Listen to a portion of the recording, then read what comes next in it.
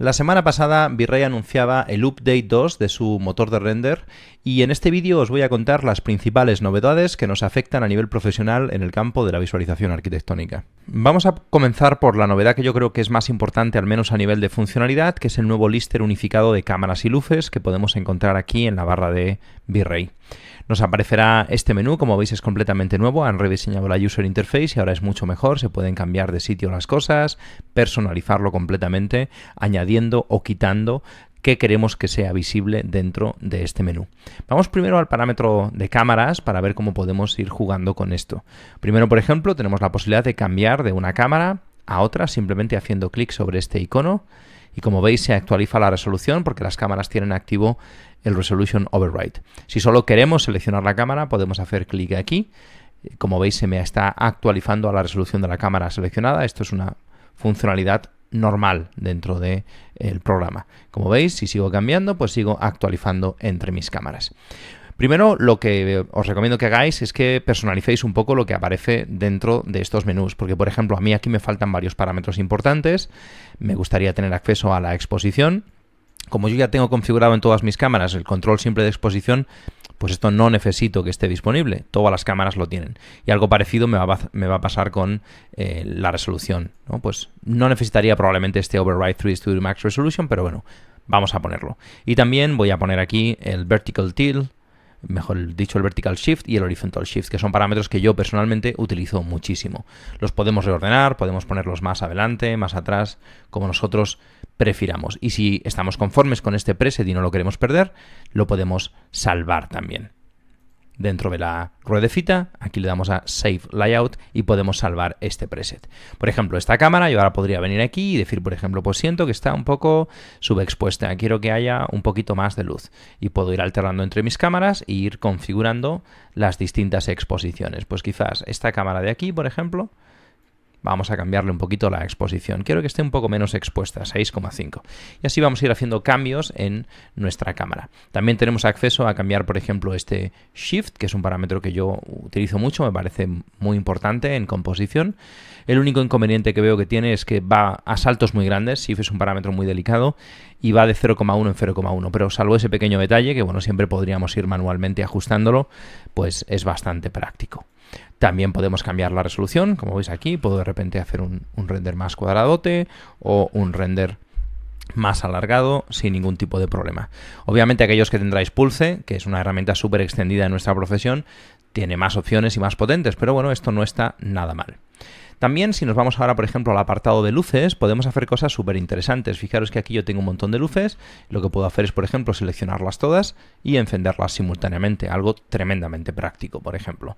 Voy a apagar, por ejemplo, la luz nublada que tenemos aquí. Vamos a apagar este HDRI nublado y me voy a quedar solamente con un HDRI nocturno. ¿Qué ocurre? Que la cámara pues tiene una exposición apropiada para una luz día y por lo tanto sale todo demasiado oscuro. Pues nada, nos vamos a la cámara, buscamos la cámara que se corresponde con esta vista y empezamos a jugar con el parámetro de exposición hasta que encontremos una exposición más razonable. Fijaros que por defecto están divididas las luces en luces normales, luces IES y soles. Por ejemplo, voy a activar también estos IES, podría hacer ajustes, ¿no? De repente igual quiero que esos de la parte exterior tengan un poco más de potencia, pues le pongo aquí un poquito más de potencia, podemos ajustar la temperatura de color y todo esto se puede hacer en múltiples luces a la vez. Por ejemplo, veis que estas luces, estas de aquí, vamos a seleccionarlas, ¿no? Voy a seleccionar de aquí a aquí, por ejemplo, de aquí a aquí. Todas estas luces tienen más o menos la misma temperatura de color, pues podríamos cambiarlo, por ejemplo. Y se actualiza automáticamente en todas las luces. Algo tremendamente práctico. También podemos filtrar nuestras luces por capas, por ejemplo, algo que puede ser muy interesante en proyectos de gran envergadura. Si nos vamos a capas, yo tengo ya preparado una capa para cada una de las luces, por ejemplo, las luces de la planta 1, esto me permite tener acceso a esas luces, las luces de la planta 2 o las luces de los HDRIs, las luces naturales de mi proyecto. Como veis, puede ser muy interesante. Vamos a irnos aquí a todos, vamos quizás a volver a activar nuestro día nublado, voy a desactivar el resto de las luces y voy a volver a la cámara a configurar una exposición más apropiada para un día nublado. ¿Veis? Podemos activar este sol, por ejemplo, Es un sol muy potente, como tengo un HDRI con un día nublado, me puede interesar simular que hay un sol atravesando ahí las nubes justo en algún lugar, pero quizás no tan potente, ¿no? Pues vamos a bajar la exposición y le vamos a subir el tamaño, por ejemplo, un montón. Esto nos puede ayudar a crear otra atmósfera ligeramente distinta. Nos podemos ir aquí ahora quizás a otro de nuestros espacios, ¿veis? Y podemos seguir haciendo ajustes con este sistema tan práctico. Creo que lo más interesante es la posibilidad de personalizar el sistema, de personalizar qué parámetros son visibles y cuáles no, y la posibilidad de filtrar las luces por distintos criterios, que de momento tenemos grupos, capas y grupos de selección.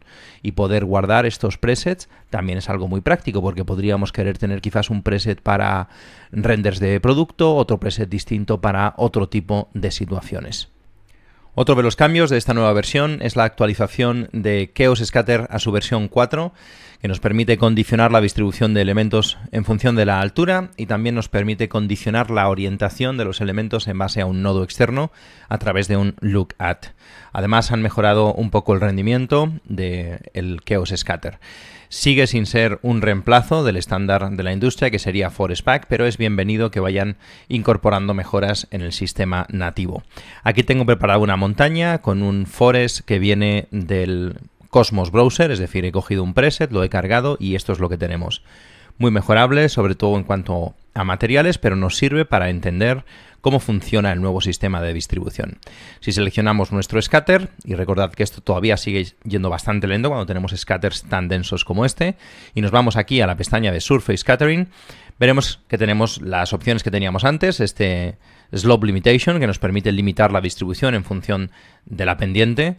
Si le ponemos, por ejemplo, en lugar de 180 le ponemos 30 grados, pues ahora solamente tendremos árboles en todas las zonas planas, que sean entre 0 y 30 grados de pendiente. Y por encima de eso no habrá árboles y deberíamos de ver las rocas del terreno. Y aquí se puede ver que efectivamente ocurre eso. Falta, en mi opinión, todavía control mucho más fino sobre esta distribución. Por ejemplo, sería muy interesante que tuviéramos algo parecido a este Fall of Curve que os voy a mostrar ahora, también para el slope, es decir, que no fuera un condicionante tan brusco, sino que de repente pudiéramos controlar el tamaño de los objetos o la distribución, la densidad de los objetos cerca de esta máscara. El nuevo Altitude Limitation es lo que os estaba hablando antes, nos permite limitar la distribución de objetos en función de la altura. Como veis tenemos dos rangos, el mínimo y el máximo. Le voy a poner un máximo tal vez de 200 metros y de 0 a 200 metros tendremos árboles y de 200 para arriba no tendremos árboles. Y para controlar la evolución, es decir, cómo evoluciona esto desde los 0 hasta los 200 que tenemos aquí, tenemos este Fall of Curve, que como veis por defecto está así, es decir, es un corte brusco, pero que yo puedo de repente hacer una cosa como esta, y esto me permitirá pues tener una distribución más controlada, es decir, puedo hacer que de repente haya más densidad, pero que no sea brusco el trance, sino que tengamos una pendiente un poco más sutil, un poco más suave. Vamos a exagerarlo para que se vea bien en el ejemplo. Y como veis, ahora tenemos aquí algunos objetos que se distribuyen con mucha menor densidad. Hay un degradado, por lo tanto, de distribución. Siempre muy interesante este tipo de controles para simular entornos naturales, ya que las transiciones no suelen ser bruscas. Bueno, en cuanto al Look At, es simplemente la posibilidad de añadir un nodo externo que nos permite controlar hacia dónde mira nuestro scatter. Podría ser interesante para distribuir quizás masas mirando a una pantalla o a un concierto o algo similar. Nos han incorporado una nueva opción en el Virtual Frame Buffer para añadir aberración cromática en el render. La podréis encontrar dentro del Lens Effect. Primero hay que activar los efectos de lente. Aquí es donde activamos el Glare y el Bloom. Si queréis verlo por separado lo podéis ver en esta pestaña de aquí. Y ahora hay una nueva opción abajo del todo que pone aberración cromática.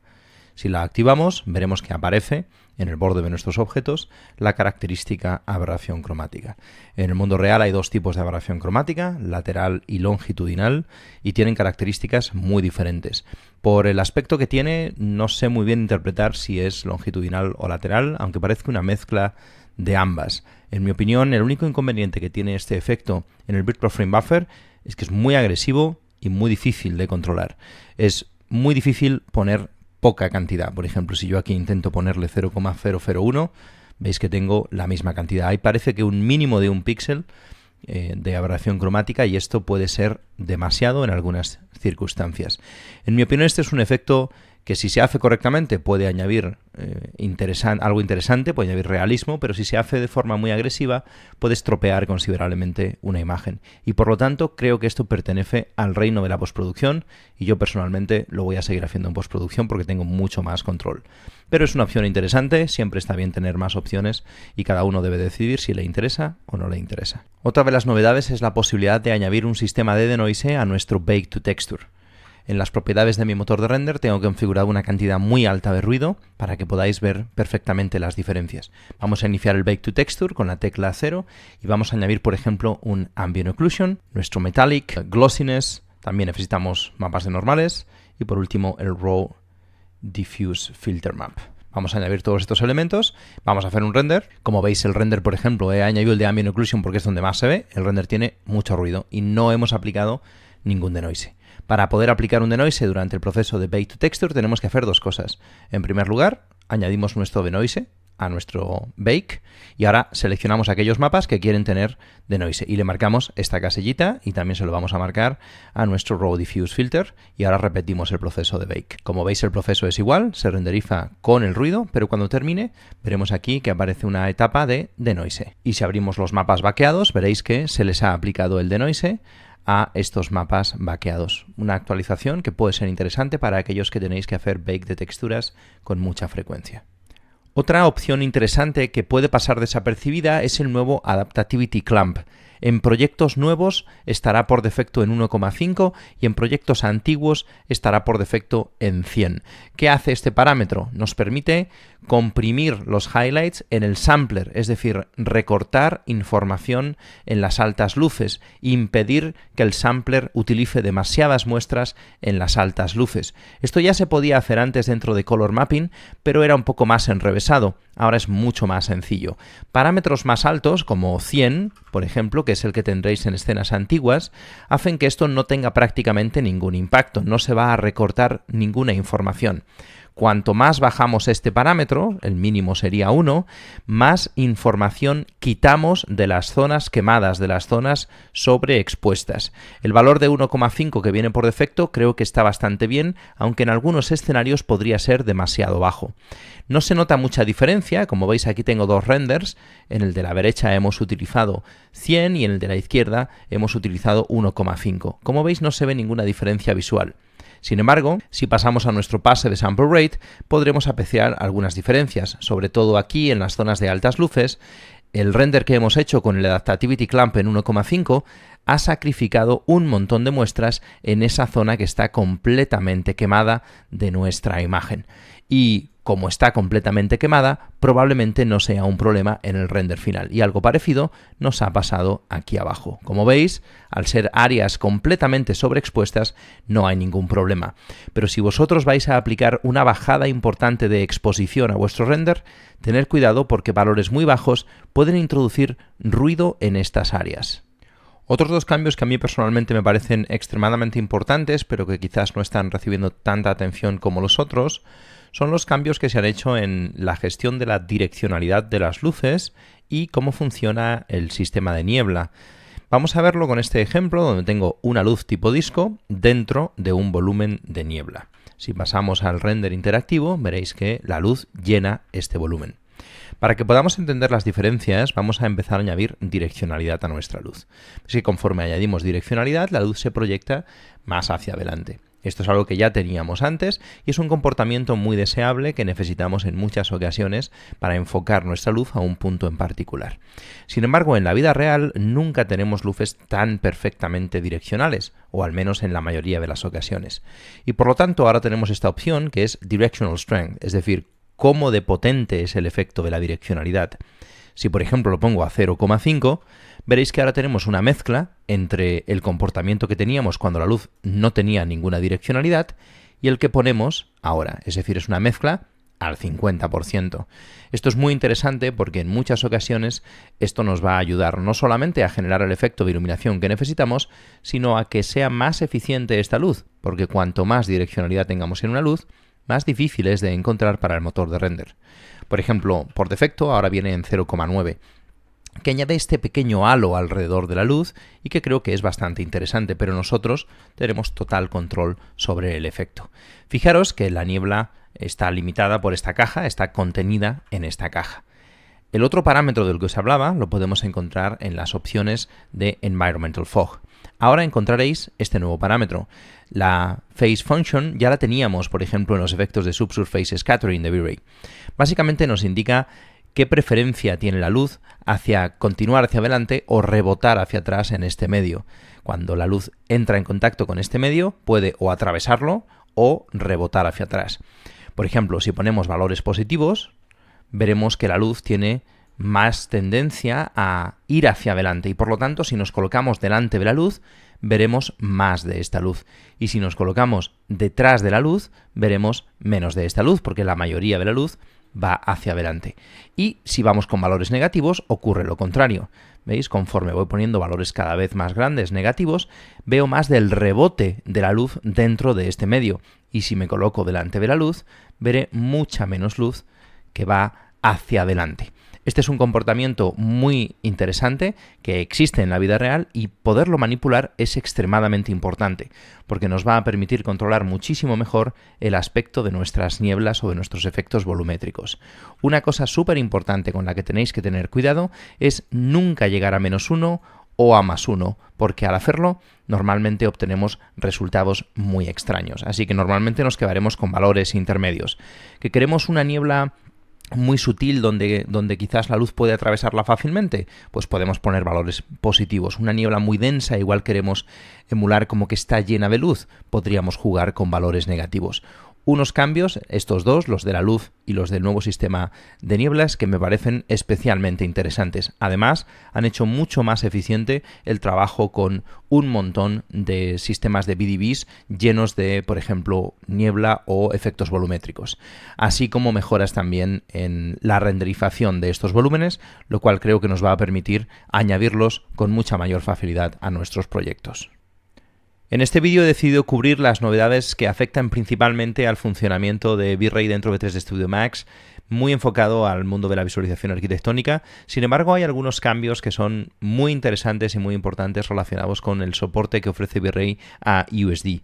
Como sabréis, USD es un sistema que trata de proponer una manera estandarizada de trabajar entre diferentes plataformas y poder intercambiar tanto materiales, iluminación, geometría, etcétera, entre diferentes plataformas. Por lo tanto, ver cómo cada vez más aplicaciones van adoptando este sistema es sin duda muy interesante y puede ser increíblemente importante en ciertos flujos de trabajo.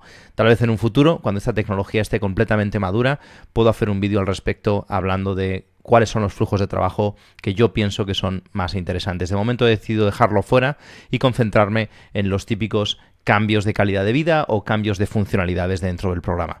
Como siempre, os invito a visitar la página web de Chaos Group, que tiene toda la información sobre todos los cambios. Yo he dejado algunos fuera, sobre todo los relacionados, por ejemplo, con V-Ray GPU, porque aunque yo uso bastante V-Ray GPU para renderizar algunas cosas como estas pequeñas reels que estoy subiendo a mi Instagram, creo que es simplemente leer lo que pone aquí, las nuevas funcionalidades, soporta NMesh, soporta algunas cosas nuevas y ya está. Como siempre, espero que os haya parecido interesante. Si es así, me encantaría que os suscribierais a este canal y que se lo recomendarais a otras personas. Espero que os haya gustado y nos vemos en la próxima.